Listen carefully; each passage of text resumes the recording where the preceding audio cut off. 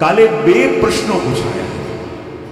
પહેલો પ્રશ્ન પૂછાયો હતો કે વ્યાસજી ભાગવતની રચના કઈ રીતે કરી, કેમ કરી, એનો ઉત્તર પણ જાણ્યો. પછી પ્રશ્ન પૂછાયો હતો કે સુખદેવજી મહારાજ કે જેની પાસે બ્રહ્મ દૃષ્ટિ છે, એણે ભાગવતજીનું અધ્યયન કેમ કરીને કર્યું, એ પણ આપણે કાલે શ્રવણ કર્યું. અને ત્રીજો પ્રશ્ન હતો કે કૃપા કરીને બતાવો કે જે પરીક્ષિતને માતાના ગર્ભની અંદર ભગવાનના દર્શન થયા, એ પરીક્ષિતને બ્રાહ્મણનો શ્રાપ કેવી રીતે મળ્યો, એ પ્રસંગ આપ અમને સંભળાવો. અને પરીક્ષિત મોક્ષની કથા જ્યારે અહીંયા પ્રારંભ કરે છે તો સૌથી પહેલા આપણને મહાભારત કાળની અંદર લઈ જાય છે. મહાભારતનું યુદ્ધ સમાપ્ત થયું છે અને જ્યાં મહાભારતનું યુદ્ધ સમાપ્ત થયું, ચારો તરફ માનો લાશોના ઢગલા.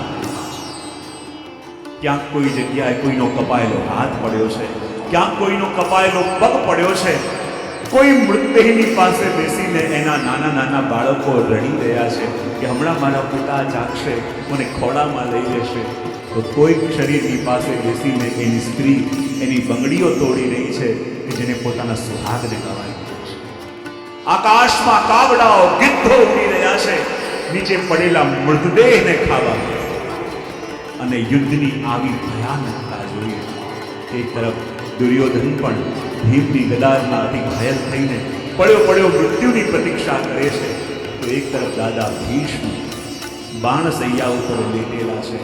અને જ્યાં યુદ્ધની આવી ભયાનકતા જોઈ, આજે પાંડવોના મનની અંદર પણ સંતોષ, યુધિષ્ઠિરના મનની અંદર પણ ગ્લાનિ થઈ રહી છે કે આજે યુદ્ધ કરીને આ રાજ્ય મળ્યું તો આ રાજ્ય શું કામનું?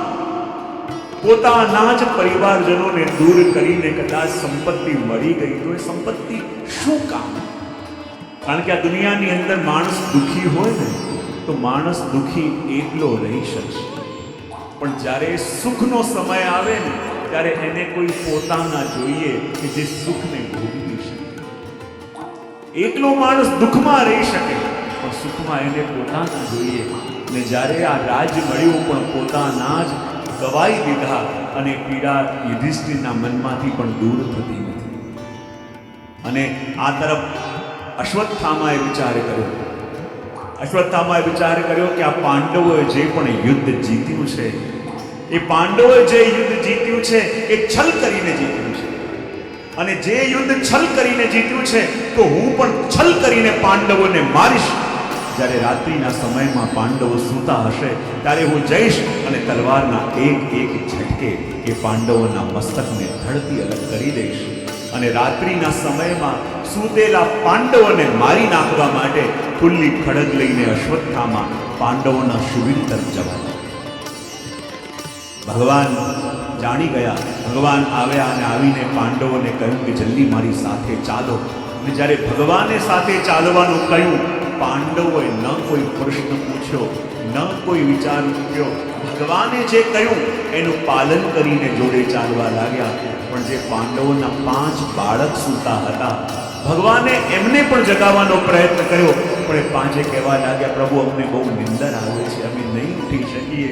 અને આપણા આચાર્યો કહે કે જ્યારે ભગવાન જગાવવા માટે આવે અને જે ભગવાનના જગાવવાથી પણ ન જાગે એને કાળ સિવાય પછી કોણ જગાવે?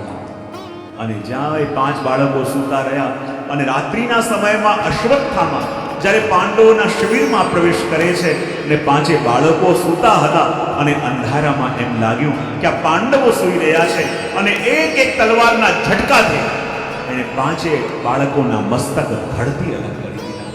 અને આખા ઓરડાની અંદર માનો રક્તની નદીઓ વહેવા લાગી અને કોથળાની અંદર 5 બાળકોના મસ્તકને ભર્યા. અને લોહીથી ખદબદતો એ કોથળો પોતાના ખભે મૂકીને ચાલતો આવ્યો દુર્યોધન પાસે. અને દુર્યોધનને આવીને કહેવા લાગ્યો, જો દુર્યોધન, હું એવું કામ કરીને આવ્યો છું કે તું સાંભળશે તો તું પણ પ્રસન્ન થઈ જઈશ. દુર્યોધને કહ્યું, શું કરીને આવ્યો છે? ને ત્યારે અશ્વત્થામાએ કહ્યું કે હું 5 પાંડવોના મસ્તક ધડથી કાપીને લાવ્યો છું. આ સાંભળતાની સાથે દુર્યોધનની આંખોમાં ચમક આવી ગઈ અને કહે, 5 પાંડવોના મસ્તક કાપીને લઈ આવ્યો તો સૌથી પહેલા મને ભીમનું માથું બતાવો કે જેને કારણે મારી આ દશા થઈ છે. અને કહેવાય અશ્વત્થામાએ જ્યાં પોતાનો હાથ એ અંદર નાખ્યો કોથળામાં, અને જ્યાં કોથળામાંથી હાથ બહાર કાઢ્યો, શું જોયું કે આ 5 પાંડવોને નહીં, એના નિર્દોષ બાળકોને મારીને આવ્યો છે. અને જ્યાં એના નિર્દોષ બાળકોને મારીને આવ્યો છે, ખબર પડી, દુર્યોધનને એટલી પીડા થઈ. દુર્યોધન કહેવા લાગ્યો, અરે અશ્વત્થામા ત્યાં શું કરી દીધું? મારી દુશ્મની 5 પાંડવોથી હતી, એમના નિર્દોષ બાળકોથી નહીં. અરે અશ્વત્થામા ત્યાં શું કરી દીધું? તે તો અમારા ઘરમાં કોઈ શ્રાદ્ધ કરવા વાળો રહેવા ન દીધું. અને કહેવાય કે દુર્યોધનને પણ એટલી પીડા થઈ કે એ જ વખતે દુર્યોધનના પ્રાણ પણ ચાલ્યા. અને કેમ? કારણ કે કહેવાય છે કે મહાભારતમાં દુર્યોધનને એમ વરદાન હતું કે જીવનમાં જે વખતે હર્ષ અને શોક એક સાથે થશે, તારા પ્રાણ જશે. અને જ્યારે દુર્યોધને જાણ્યું કે 5 પાંડવોને મારીને આવ્યો છે, હર્ષ થયો. પણ જ્યારે જાણ્યું કે 5 પાંડવ નહીં, એના નિર્દોષ બાળકોને મારીને આવ્યો છે, શોક થયો. અને જ્યાં હર્ષ અને શોક એક સાથે થયો, એના પ્રાણ ચાલ્યા ગયા. અને અહીંયા જ્યારે સવાર થવા આવી અને દ્રૌપદી પોતાના બાળકોને જગાવવા માટે કક્ષમાં આવી, અને જે બાળકોની મધુર મુસ્કાનને જોઈને દ્રૌપદીના દિવસની શરૂઆત થઈ, જે બાળકોના મુખને જોઈને દ્રૌપદીને લાગતું કે હું જીવી રહી છું. અને આજે દ્રૌપદી જ્યારે શિબિરમાં પ્રવેશ કરે છે ને શું જુએ છે કે 5 બાળકોના ધડ પડેલા છે અને એના મસ્તક કાપીને કોઈ લઈ ગયું છે. જ્યારે આ માએ આ દ્રશ્ય જોયું કે 5 બાળકોના ધડ પડેલા છે, રક્તની નદીઓ વહી રહી છે અને એના મસ્તકને કોઈ કાપીને લઈ ગયું છે, દ્રૌપદીથી સહન ન થયું. ચીસો પાડવા લાગી કે જો મારા બાળકોને કોણે મારી દીધા? ભાગતા ભાગતા પાંડવો આવ્યા અને આ દ્રશ્ય જોઈને પાંડવોનું હૃદય પણ બેસી ગયું કે એવું કોણ નિર્દય છે કે જેણે આ બાળકોને મારી દીધા? આ બાળકોએ કોનું શું બગાડ્યું હતું? અને જ્યાં દ્રૌપદી પણ રડી રહી છે અને અર્જુન કહે, સમજતા વાર ન લાગી કે આ કાર્ય કરવાવાળો અશ્વત્થામા છે. અર્જુને અશ્વત્થામાનો પીછો કર્યો, બ્રહ્માસ્ત્રને નિવૃત્ત કર્યો, અને જેવી રીતે એક પશુને બાંધીને લાવવામાં આવે એવી રીતે અશ્વત્થામાને બાંધીને અર્જુન લાવ્યો. દ્રૌપદી બેઠી બેઠી રડી રહી છે. શ્રી મહાપ્રભુજી સુબોધનીજીમાં આજ્ઞા કરે છે કે દ્રૌપદી તો ભક્ત છે, એ તો વૈષ્ણવ છે, અને એવી ભક્ત છે કે એને લૌકિકની કોઈ આસક્તિ નથી, તો પણ આજે એ રડી કેમ રહી છે? તો મહાપ્રભુજી કહે, રડી એટલા માટે રહી છે કે દ્રૌપદીને પીડા એ વાતની છે કે આ બાળકો ક્ષત્રિયના બાળકો છે, અને ક્ષત્રિયના બાળકો યદી યુદ્ધ લડતા લડતા મરાયા હોય તો એમની ઉત્તમ ગતિ થાય, પણ આ તો સૂતા સૂતા મરાયા, અને એ પણ બ્રાહ્મણના હાથે મરાયા, તો એમની દુર્ગતિ ક્યાંક ન થઈ જાય. માટે મહાપ્રભુજી કહે કે દ્રૌપદી રડી રહી છે, કારણ કે જાણે છે કે જ્યારે દ્વારિકાધીશ એમની સામે આવશે, અને ભગવાનનો સ્વભાવ એ જાણે છે કે ભગવાન બધું સહન કરી શકે, પણ ભક્તની આંખોમાં આંસુ જુએ ને એ આપણા પ્રભુથી સહન ન થાય. ને જરૂર પ્રભુના હૃદયમાં કરુણા જાગશે, અને બાળકો માટે કરુણા જાગશે, તો એ બાળકોનો પણ કલ્યાણ જરૂર થશે.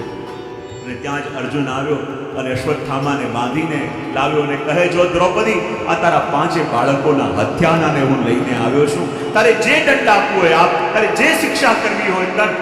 અને જ્યારે દ્રૌપદીએ જોયું કે સામે અશ્વત્થામા ઊભો છે, અને એ અશ્વત્થામા કે જેણે પોતાના 5 બાળકોને મારી દીધા છે, અને એને જ્યારે સામે જોયો આ માએ, અને દ્રૌપદી ભાગતા ભાગતા ગયા અને જઈને સૌથી પહેલા અશ્વત્થામાને દંડવત પ્રણામ.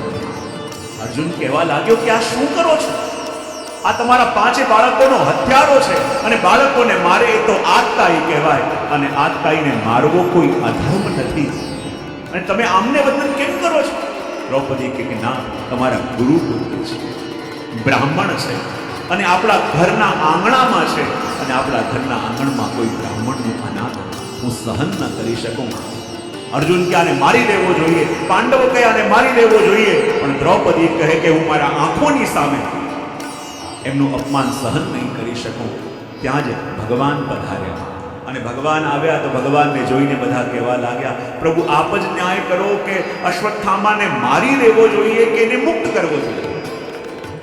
ભગવાન કહે કે જો આતાઈને મારવો એમાં કોઈ અધર્મ નથી, પણ બ્રાહ્મણને મારવો ન જોઈએ, એ અવધ છે. અને ત્યારે બધા કહેવા લાગ્યા કે પ્રભુ, એક તરફથી આપ કહો છો કે મારી દેવો જોઈએ, એક તરફથી કહો છો કે આને ન મારવો જોઈએ, આપ જ ન્યાય કરો કે આને શું કરવું જોઈએ. ત્યારે ભગવાન કહે કે જો અશ્વત્થામા છે ને, એ પ્રતીક છે સંસાર, અને સંસારને મારવા જઈએ તો મારી ન શકાય, એને ત્યાગવા જઈએ તો સંસારને ત્યાગી ન શકાય. બોલે શું કરો? બોલે અશ્વત્થામાના મસ્તક ઉપર જન્મસિદ્ધ મણિ છે ને, એ મણિને કાઢી. અને મહાપ્રભુજી કહે છે અશ્વત્થામા પ્રતીક છે સંસાર, સંસારને મારવા જઈએ મારી ન શકાય, સંસારનો ત્યાગ કરવા જઈએ ત્યાગી ન શકાય. તો બોલે એના અંદર રહેલો મણિ કાઢી લો. અને મણિ એટલે શું? સંસારમાં રહેલી આપણી આસક્તિ, એ જ મણિ છે.